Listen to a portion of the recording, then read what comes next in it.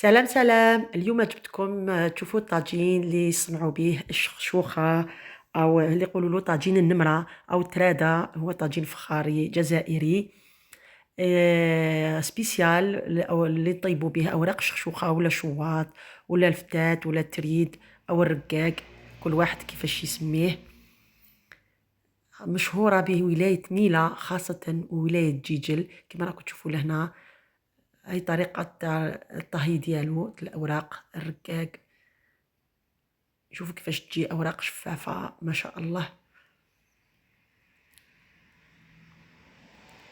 هو طاجين مشهور جدا ومازال يستعملوا فيه لحد الآن. شوفوا يعني الأوراق تاعو كيفاش تجي ما شاء الله. راك تشوفوا لهنا الأطباق اللي نقدروا نديروها به، هي كما طبق الشخشوخة الغني عن التعريف، وشهيتكم في الجنة.